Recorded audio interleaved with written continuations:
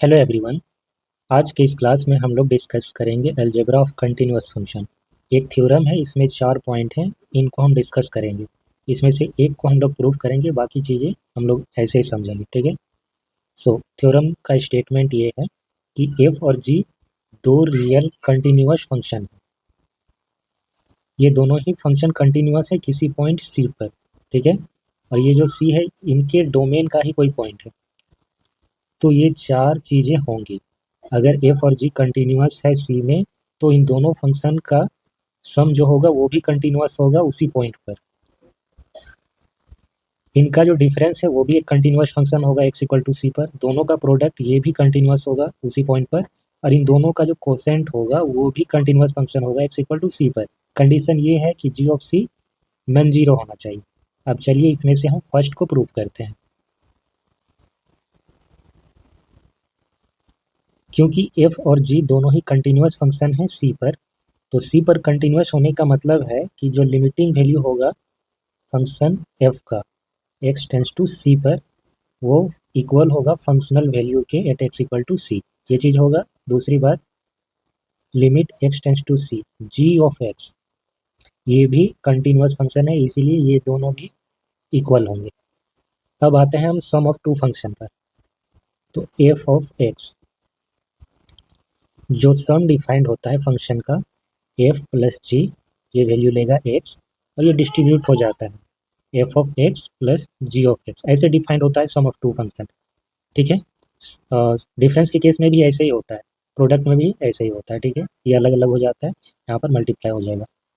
तो अगर सम ऐसे डिफाइंड होता है तो हम इसका वैल्यू चेक करना चाहते हैं सी पर, at x equal to c. तो f plus ji of c, तो ये हो जाएगा हमारा f of c plus ji of c. अब बारी आती है लिमिटिंग वैल्यू की एट एक्स इक्वल टू सी पर। सो लिमिट हम निकालेंगे, limit x tends to C f plus ji of x. अब जो सम का डेफिनेशन है उसके अकॉर्डिंग ये हो जाएगा distribute F of X plus ji of X, ठीक है। और लिमिट की प्रॉपर्टी से हम जानते हैं कि ये भी अलग अलग हो जाता है। Limit x tends to C F of X plus limit x tends to C G of X, ठीक है। अब हमारा जो फंक्शन एफ और जी है, ये दोनों ही है continuous at x equal to c, ठीक है। तो ये चीज़ था, अगर कंटिन्यूअस है तो एक्स इक्वल टू सी पर जो लिमिटिंग वैल्यू होगा वो एफ ऑफ सी के इक्वल होगा। उसी तरीके से जी भी कंटिन्यूअस है तो एक्स इक्वल टू सी पर जो लिमिटिंग वैल्यू होगा वो जी ऑफ सी के इक्वल होगा। तो हम इसको रिप्लेस कर सकते हैं एफ ऑफ सी से, एफ ऑफ सी प्लस इसको रिप्लेस कर सकते हैं जी ऑफ सी से, ठीक है। और जो सम का डेफिनेशन था सम ऑफ टू फंक्शन का, ये वाला चीज़ f of c plus ji of c, ये क्या हो जाएगा f plus ji of c. So f plus ji of c. अब यहाँ पर इक्वल आ गया। जो हमारा सम फंक्शन है sum of two continuous function, इसका limiting value x tends to सी पर इसके फंक्शनल वैल्यू की इक्वल आ रहा है। यही चीज़ तो है कंटिन्यूटी का डिफिनेशन। तो इसका मतलब है कि जो हमारा फंक्शन है एफ प्लस जी, ये हो जाएगा कंटिन्यूअस। ये continuous function at x equal to c. जिस तरीके से हम लोगों ने इसको प्रूव किया एफ प्लस जी, उसी तरीके से ये भी हो जाएगा, ये भी हो जाएगा और ये भी हो जाएगा। तो इनको हम लोग प्रूव नहीं कर रहे हैं, बस समझाने के लिए कि इसको किए, ठीक है। और तीसरा और चौथा इसका हम स्पेशल केस समझते हैं। रिमार्क है, 2 पॉइंट है। सो तीसरा पॉइंट में क्या था कि एफ और जी दो कंटिन्यूअस फंक्शन है तो उसका प्रोडक्ट भी कंटिन्यूअस होगा, ठीक है। इसको प्रूव नहीं करना है। तो ये कंटिन्यूअस फंक्शन है एक्स इक्वल टू सी पर। अगर एफ इक्वल टू कोई कांस्टेंट होगा, इसको एक कांस्टेंट फंक्शन की तरह ट्रीट कीजिए। एफ इक्वल टू लेमडा एक कांस्टेंट फंक्शन है। अब जब आप इसका प्रोडक्ट लेंगे एफ इंटू जी, तो ये क्या हो जाएगा लेमडा टाइम्स जी। यानी कि जी एक फंक्शन है, उसको आप एक कांस्टेंट से मल्टीप्लाई कर रहे हैं, तो ये भी कंटिन्यूअस होगा। इसका मतलब है कि जी एक कंटिन्यूअस फंक्शन है तो इसका कांस्टेंट मल्टीप्लिकेशन या स्केलर मल्टीप्लिकेशन बोलिए, तो ये भी एक कंटिन्यूअस फंक्शन होगा। दूसरा, चौथा का स्पेशल केस है, इसमें क्या था क्वेश्चन फंक्शन एफ अपॉन जी, ये कंटिन्यूअस होगा eight x equal to C अगर एफ और जी दोनों ही कंटिन्यूअस हैं सी पर। तो अगर हम एक एफ इक्वल टू लेमडा एक कांस्टेंट फंक्शन ले लें तो एफ अपॉन जी क्या हो जाएगा लेमडा अपॉन जी, ये कांस्टेंट फंक्शन होगा एक्स इक्वल टू सी पर, ठीक है। ये भी एक तरीके से क्या हो गया कि कांस्टेंट का मल्टीप्लिकेशन है वन अपॉन जी से। तो अगर यहाँ पर हम लेमडा इक्वल टू 1 पुट कर दें तो ये बन जाएगा 1/g। ठीक है, तो इससे क्या कंक्लूजन निकल रहा है कि g हमारा कंटिन्यूअस फंक्शन है, तो 1/g भी कंटिन्यूअस फंक्शन होगा। ठीक है, किसी भी कंटिन्यूअस फंक्शन का रेसिप्रोकल कंटिन्यूअस फंक्शन। अब कुछ एग्जाम्पल है। Prove that every rational function is continuous function. Rational function क्या होता है, ये चीज आप जानते हैं। Let F of X equal to, rational function ऐसा होता है P X upon Q X, जहाँ पर पी और क्यू दोनों ही क्या होते हैं, पॉलिनोमियल होते हैं। यहाँ पर Q X not equal to 0 होगा, अदरवाइज ये डिफाइन नहीं होगा। ठीक है, तो यहाँ पर पी और Q, where P X and Q X are polynomial function. जो पॉलिनोमियल फंक्शन होते हैं वो होते हैं कंटिन्यूअस। ठीक है, पूरे के पूरे सेट ऑफ रियल नंबर है, तो उस हिसाब से ये कंटिन्यूअस है, ये कंटिन्यूअस है।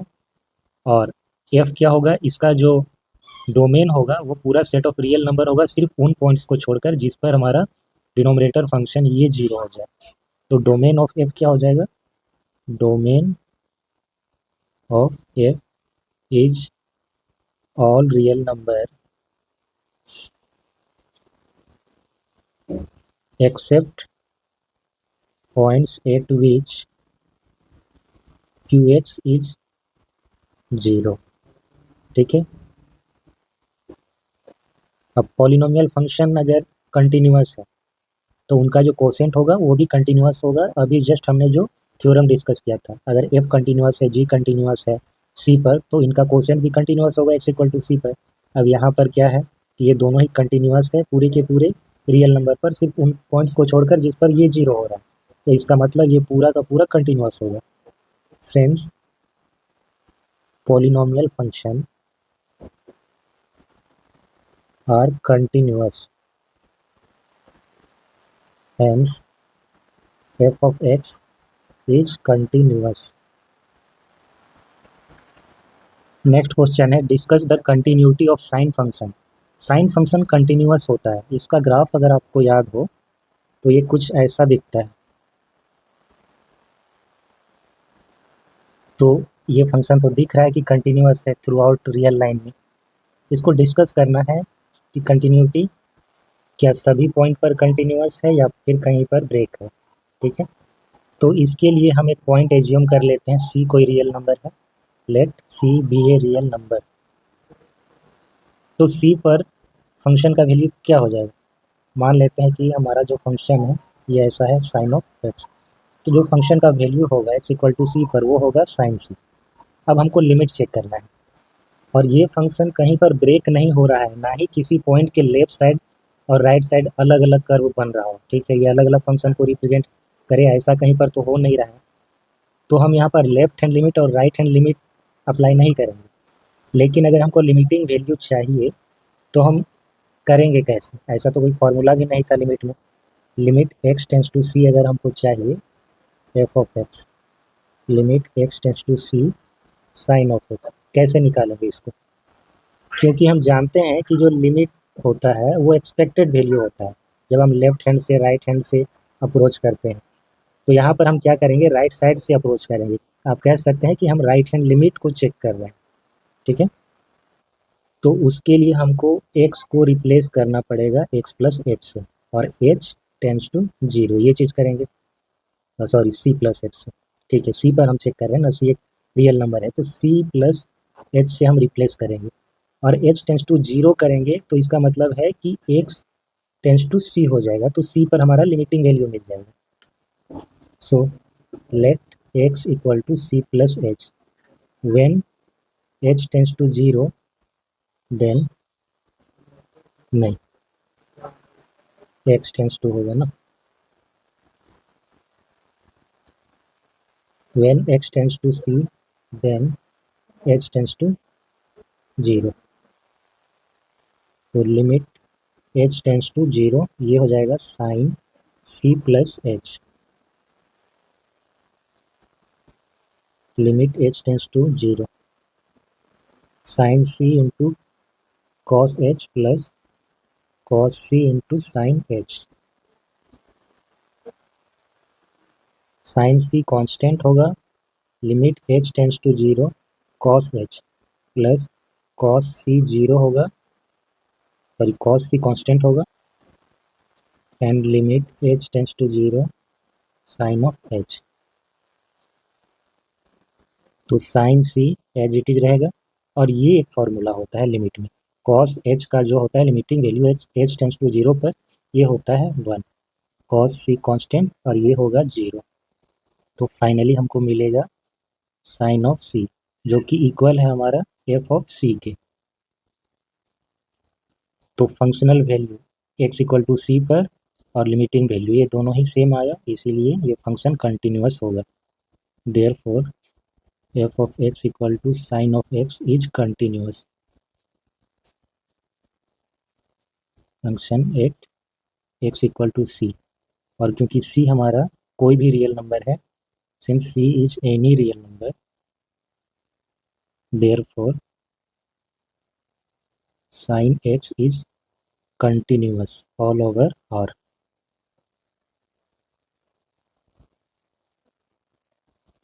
ठीक इसी तरीके से आप ये भी प्रूव कर सकते हैं कि cos x जो है वो भी कंटिन्यूअस फंक्शन है। जैसे sin x कंटिन्यूअस, वैसे ही cos x, ग्राफ से भी पता चलता है, ऐसे ऐसे इसका तो ग्राफ होता है, तो कहीं पर भी ब्रेक नहीं होता है, पूरे के पूरे set of real number R पर ये कंटिन्यूअस होता है दोनों।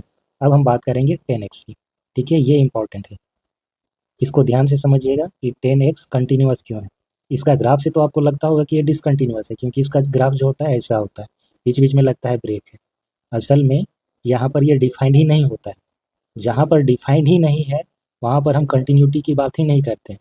कंटिन्यूटी की बात करेंगे उसके डोमेन पर, और जिस पॉइंट पर वो डिफाइंड नहीं है वो पॉइंट तो उसके डोमेन का है ही नहीं, तो वहाँ पर कंटिन्यूटी की बात क्यों करेंगे। ठीक है, वैसे भी 10x इक्वल टू क्या होता है, sine x upon cos x, और ये दोनों ही तो कंटिन्यूअस है। 10x इक्वल टू होता है sine x upon cos x, ये दोनों कंटिन्यूअस फंक्शन है ना। क्योंकि ये कंटिन्यूअस फंक्शन है, हमने थोड़ी देर पहले जो थ्योरम में पढ़ा, तो उनका कोसेंट भी कंटिन्यूअस होगा। यहाँ पर कंडीशन क्या है कि cos x not equal to 0, ठीक है, और ये 0 कब होता है, जब x odd multiple of pi by 2 है ना, 2n प्लस 1 पाई बाई 2 पर ये 0 होता है, तो x जो है 2n प्लस 1 पाई बाई 2 नहीं होना चाहिए, अदरवाइज cos x 0 हो जाएगा और ये चीज़ हो जाएगा अनडिफाइंड। तो साइन x कंटिन्यूअस होगा, cos x कंटिन्यूअस होगा, इसीलिए इन दोनों का जो कोसेंट होगा 10x ये भी कंटिन्यूअस होगा। Since sin x and cos x are continuous, therefore 10x is a continuous function in R except x equal to 2n plus 1 pi by 2। x ये नहीं होना चाहिए, इसको छोड़ करके बाकी कुछ भी हो तो 10x उस पर कंटिन्यूअस है। यहाँ पर ना cos x डिफाइन नहीं होता है, इसीलिए 10x भी डिफाइन नहीं होता है, इसीलिए इसका जो ग्राफ होता है आप देखेंगे, जहाँ जहाँ odd multiple of pi by 2 है वहाँ पर ये चीज़ डिफाइन नहीं होता है। ठीक है, ये पाई बाई 2 होगा, ये 3 पाई बाई 2 होगा, उधर ये डिफाइन नहीं होगा। इस तरीके से एक फंक्शन कंटिन्यूअस होता है अपने डोमेन पर, जहाँ डिफाइन नहीं है वहाँ पर कंटिन्यूटी की बात नहीं होती है। वो भले दिख रहा होगा कि ब्रेक है बीच बीच में, बट वो कंटिन्यूअस है अपने डोमेन में। अगला थ्योरम है, suppose F and G are real valued function such that fog is defined at x equal to c, if g is continuous at c and if f is continuous at gc then fog is continuous at c। कहने का मतलब है कि अगर ये दोनों continuous function है तो कंपोजिशन भी कंटिन्यूअस होगा। सो इसको प्रूफ नहीं करना है, हम लोग ऐसे समझते हैं कि ये जी का डोमेन है, ये है हमारा एफ का डोमेन। एफ का जो डोमेन है वो जी का रेंज होता है, ठीक है, जी का रेंज एक्चुअली इसका सबसेट होता है और कभी कभी इक्वल भी हो सकता है, और ये हमारा क्या होगा, एफ का कोडोमेन। तो जो फंक्शन है ये जी है हमारा, जी फंक्शन, और ये है एफ फंक्शन। जी क्या कर रहा है, यहाँ किसी पॉइंट सी को मैप कर रहा है, यहाँ पर ये जी का इमेज हो जाएगा जी ऑफ सी, ठीक है, ये जी ऑफ सी सी का इमेज है। और एफ फंक्शन क्या करेगा, इसका इमेज मैप करेगा यहाँ पर, तो ये हो जाएगा फॉग सी। सो अगर जी फंक्शन कंटिन्यूअस है x इक्वल टू सी पर और एफ कंटिन्यूअस जी सी पर, तो जो कंपोजिशन होगा दोनों का फॉग वो कंटिन्यूअस हो जाएगा सी पर। अब इसी थ्योरम का यूज करके हम लोग इस क्वेश्चन को डिस्कस करेंगे। So that the function defined by F of X equal to sine of X square, ये जो कंटिन्यूअस फंक्शन यहाँ पर देख रहे हैं साइन एक्स ना होकर के एक्स स्क्वायर है, तो हम क्या करेंगे एक्स स्क्वायर को एक फंक्शन मानेंगे एंड साइन एक्स को दूसरा फंक्शन और कंपोजिशन बना देंगे। जब दोनों फंक्शन कंटिन्यूअस है तो कंपोजिशन भी कंटिन्यूअस होगा। सो हम मान लेते हैं कि एक फंक्शन है जी ऑफ एक्स, दूसरा ले लेते हैं H of X equal to sine of X. तो इनका जो कंपोजिशन होगा ना log of X, so H of G of X, G of X क्या है एक्स स्क्वायर, ठीक है। So H of X square, H of X हमने ऐसे लिया है साइन ऑफ एक्स, तो एच ऑफ एक्स स्क्वायर क्या होगा एक्स रिप्लेस हो जाएगा एक्स स्क्वायर से, तो ये हमारा बन जाएगा साइन ऑफ एक्स स्क्वायर। तो ये कंपोजिशन आया। अब कंपोजिशन पर डिस्कस करना है कंटिन्यूअस है, क्योंकि जी और एच ये दोनों कंटिन्यूअस हैं। क्यों कंटिन्यूअस है, क्योंकि ये है हमारा क्वाड्रेटिक पॉलिनोमियल, तो ये होता है continuous, continuous in are.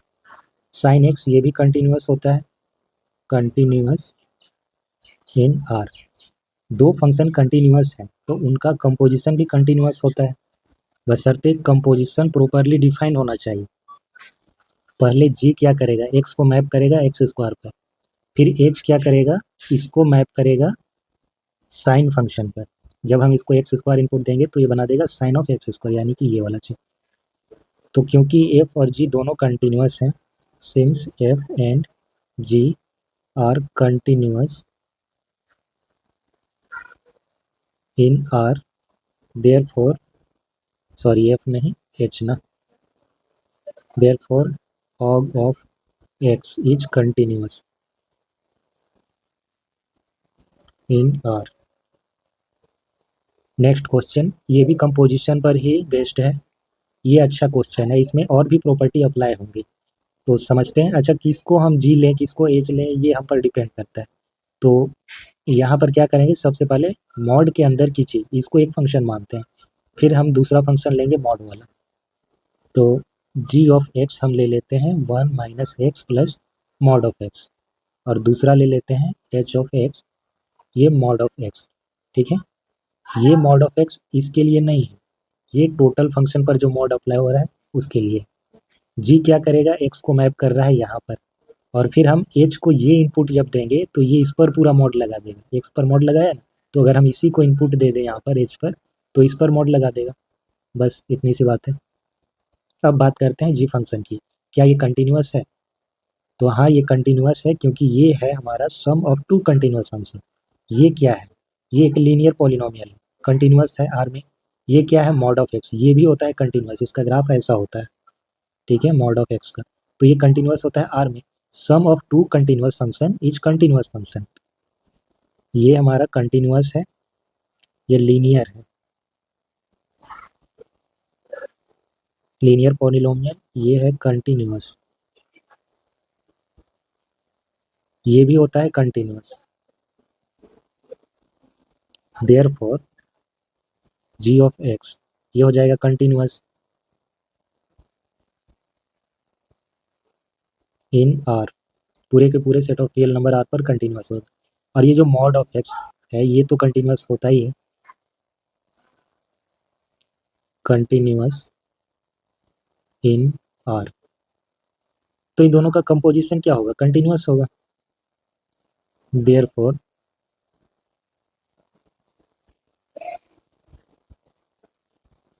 log of X H of G of X, G of X क्या है हमारा 1 minus X plus mod of x. अब जब इसमें हम जी फंक्शन अप्लाई करेंगे तो ये हो जाएगा mod of 1 minus X plus mod of x का मॉड।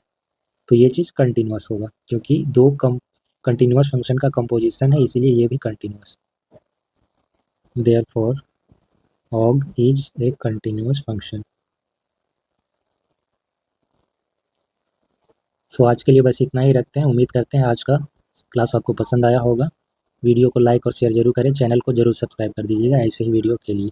हमारे टेलीग्राम चैनल को फॉलो कर दीजिए, वहाँ पर आपको सारे PDF शेयर कर दिए जाते हैं। सो मिलेंगे नेक्स्ट क्लास में। नेक्स्ट क्लास में हम लोग एक्सरसाइज के क्वेश्चन सॉल्व करेंगे, उसके बाद डिफरेंशिएबिलिटी स्टार्ट करेंगे। Okay, thanks for watching, have a nice day.